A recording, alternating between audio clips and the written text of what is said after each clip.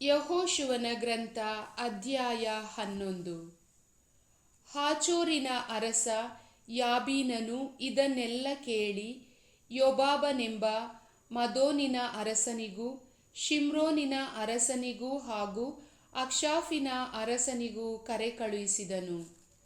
ಉತ್ತರ ದಿಕ್ಕಿನ ಪರ್ವತ ಪ್ರದೇಶ, ಕಿನ್ನೆರೋತ್ ಸಮುದ್ರದ ದಕ್ಷಿಣದಲ್ಲಿನ ಕಣಿವೆ ಪ್ರದೇಶ, ಇಳಿಜಾರು ಪ್ರದೇಶ, ದೋರ್ ಊರಿನ ಪಶ್ಚಿಮದಲ್ಲಿದ್ದ ಮಲೆನಾಡಿನ ಪ್ರದೇಶ ಇವುಗಳ ಅರಸರಿಗೂ, ಪೂರ್ವ ಪಶ್ಚಿಮಗಳಲ್ಲಿರುವ ಕಾನಾನ್ಯರು, ಅಮೋರಿಯರು, ಹಿತ್ತಿಯರು, ಫಿರಿಜಿಯರು, ಮಲೆನಾಡಿನ ಪ್ರದೇಶದಲ್ಲಿದ್ದ ಯೆಬೂಸಿಯರು, ಹೆರ್ನೋನಿನ ಬುಡದಲ್ಲಿ ಮಿಚ್ಚ ನಾಡಿನಲ್ಲಿದ್ದ ಹಿವ್ವಿಯರು ಇವರಿಗೂ ಹೇಳಿ ಕಳುಹಿಸಿದನು.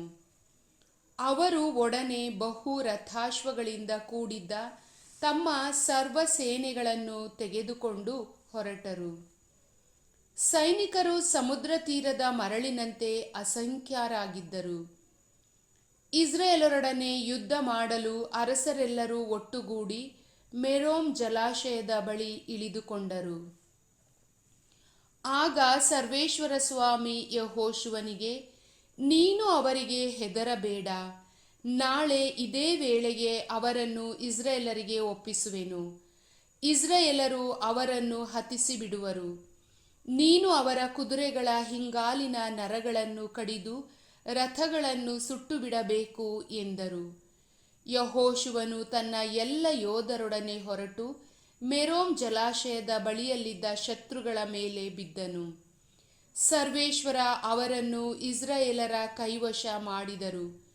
ಇವರು ಅವರನ್ನು ದೊಡ್ಡ ಚೀದೋನ್ ಹಾಗೂ ಮಿಸ್ರೆ ಫೋತ್ಮಾಯಿಮ್ ಎಂಬ ಊರುಗಳವರೆಗೂ ಮತ್ತು ಪೂರ್ವ ದಿಕ್ಕಿನಲ್ಲಿರುವ ಮಿಚ್ಚೆಯ ಬಯಲಿನವರೆಗೂ ಹಿಂದಟ್ಟಿ ಒಬ್ಬನೂ ಉಳಿಯದಂತೆ ಸದೆಬಡಿದರು. ಯೆಹೋಶುವನು ಸರ್ವೇಶ್ವರನ ಅಪ್ಪಣೆಗನುಸಾರವಾಗಿ ಅವರ ಕುದುರೆಗಳ ಹಿಂಗಾಲಿನ ನರಗಳನ್ನು ಕಡಿದು ರಥಗಳನ್ನು ಸುಟ್ಟುಬಿಟ್ಟನು. ಕೂಡಲೇ ಯೆಹೋಶುವನು ಹಿಂದಿರುಗಿ ಹಾಚೋರನ್ನು ಅದರ ಅರಸನನ್ನು ಕತ್ತಿಯಿಂದ ಸಂಹರಿಸಿದನು. ಏಕೆಂದರೆ ಹಾಚೋರ್ ಪೂರ್ವ ಕಾಲದಲ್ಲಿ ಆ ರಾಜ್ಯಗಳಲ್ಲೆಲ್ಲ ಶ್ರೇಷ್ಠವಾದುದು. ಇಸ್ರಾಯೇಲರು ಅದರಲ್ಲಿದ್ದ ಜನರನ್ನೆಲ್ಲ ಕತ್ತಿಗೆ ಈಡಾಗಿಸಿ ಹಾಚೋರ್ ನಗರವನ್ನು ಪ್ರಾಣಿಯೊಂದೂ ಉಳಿಯದಂತೆ ಸುಟ್ಟುಬಿಟ್ಟರು.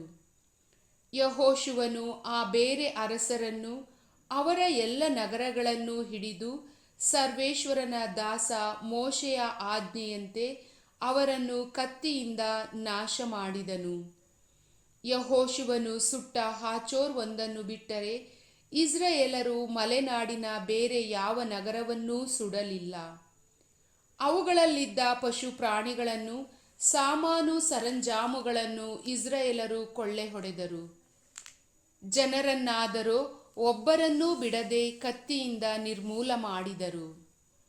ಸರ್ವೇಶ್ವರನ ದಾಸ ಮೋಶೆ ದೇವರು ತನಗೆ ಹೇಳಿದ್ದನ್ನೆಲ್ಲ ಯೆಹೋಶುವನಿಗೆ ಹೇಳಿದ್ದನು. ಅದರಂತೆಯೇ ಯೆಹೋಶುವ ಮಾಡಿದನು. ಸರ್ವೇಶ್ವರ ಮೋಶೆಯ ಮುಖಾಂತರ ಆಜ್ಞಾಪಿಸಿದ್ದರಲ್ಲಿ ಯೆಹೋಶುವ ಒಂದನ್ನೂ ಮೀರಲಿಲ್ಲ. ಹೀಗೆ ಮಲೆನಾಡಿನ ಪ್ರದೇಶ, ದಕ್ಷಿಣ ಪ್ರಾಂತ್ಯ, ಗೋಷೆನ್ ನಾಡು, ಇಳಿಜಾರಿನ ಪ್ರದೇಶ, ಕಣಿವೆ ಪ್ರದೇಶ, ಇಸ್ರಾಯೇಲ್ ನಾಡಿನ ಪರ್ವತ ಪ್ರಾಂತ್ಯ, ಅದಕ್ಕೆ ಸೇರಿದ ಇಳಿಜಾರಿನ ಪ್ರದೇಶ ಇವೆಲ್ಲವೂ ಯೆಹೋಶುವನಿಗೆ ಸ್ವಾಧೀನವಾದವು. ಅವನು ಸೇಯೀರಿನ ಹಾದಿಯಲ್ಲಿದ್ದ ಹಾಲಾಕ್ ಬೆಟ್ಟದಿಂದ ಹೆರ್ಮೋನಿನ ಬುಡದಲ್ಲಿ ಲೆಬನೋನ್ ಕಣಿವೆಯಲ್ಲಿರುವ ಬಾಲ್ಗಾದ್ ನಗರಗಳವರೆಗೂ ಇರುವ ಪ್ರದೇಶವನ್ನೆಲ್ಲ ತೆಗೆದುಕೊಂಡು ಅದರ ಅರಸರನ್ನೆಲ್ಲ ಹಿಡಿದು ಸಂಹರಿಸಿಬಿಟ್ಟನು. ಯೆಹೋಶುವ ಈ ಎಲ್ಲ ಅರಸರೊಡನೆ ಬಹು ದಿನಗಳ ತನಕ ಯುದ್ಧ ಮಾಡಿದನು. ಗಿಬ್ಯೋನಿನ ನಿವಾಸಿಗಳಾದ ಹಿವ್ವಿಯರ ಹೊರತು ಯಾವ ನಗರದವರು ಇಸ್ರಾಯೇಲರೊಡನೆ ಒಪ್ಪಂದ ಮಾಡಿಕೊಳ್ಳಲಿಲ್ಲ. ಎಲ್ಲರನ್ನೂ ಯುದ್ಧದಿಂದಲೇ ವಶ ಮಾಡಿಕೊಳ್ಳಬೇಕಾಯಿತು. ಏಕೆಂದರೆ ಸರ್ವೇಶ್ವರ ಅವರ ಹೃದಯಗಳನ್ನು ಕಠಿಣಪಡಿಸಿ ಯುದ್ಧಕ್ಕೆ ಬರಮಾಡಿದ್ದರು. ಸರ್ವೇಶ್ವರ ಮೋಶೆಗೆ ಆಜ್ಞಾಪಿಸಿದಂತೆ ಇಸ್ರಾಯೇಲರು ಅವರೆಲ್ಲರನ್ನೂ ಕರುಣೆಯಿಲ್ಲದೆ ಸಂಹರಿಸಿದರು. ಅದೇ ಕಾಲದಲ್ಲಿ ಯೆಹೋಶುವನು ಹೆಬ್ರೋನ್, ದೇಬೀರ್ ಹಾಗೂ ಅನಾಬ್ ಎಂಬ ಊರುಗಳಲ್ಲೂ ಜುದೆಯ ಮತ್ತು ಇಸ್ರಾಯೇಲ್ ಪ್ರಾಂತ್ಯಗಳ ಬೆಟ್ಟಗುಡ್ಡಗಳಲ್ಲೂ ಇದ್ದ ಅನಾಕೀಮ್ ಜನರನ್ನು ನಾಶಮಾಡಿ ಅವರ ನಗರಗಳನ್ನು ಹಾಳು ಮಾಡಿದನು. ಇಸ್ರಾಯೇಲರ ಪ್ರಾಂತ್ಯಗಳಲ್ಲಿ ಜನರಾರೂ ಉಳಿಯಲಿಲ್ಲ. ಗಾಜಾ, ಗತೂರ್, ಅಷ್ಡೋದ್ ಎಂಬ ಊರುಗಳಲ್ಲಿ ಮಾತ್ರ ಕೆಲವರು ಉಳಿದರು. ಸರ್ವೇಶ್ವರ ಮೋಶೆಯ ಮುಖಾಂತರ ವಾಗ್ದಾನ ಮಾಡಿದ ಪ್ರದೇಶವನ್ನೆಲ್ಲ ಯೆಹೋಶುವ ಹಿಡಿದುಕೊಂಡನು. ಇಸ್ರಾಯೇಲ್ ಕುಲಭಾಗಗಳಿಗನುಸಾರ ಅದನ್ನು ಹಂಚಿಕೊಟ್ಟನು. ಯುದ್ಧ ನಿಂತಿತು. ದೇಶದಲ್ಲೆಲ್ಲ ಶಾಂತಿ ಸಮಾಧಾನ ನೆಲೆಸಿತು. ಪ್ರಭುವಿನ ವಾಕ್ಯ.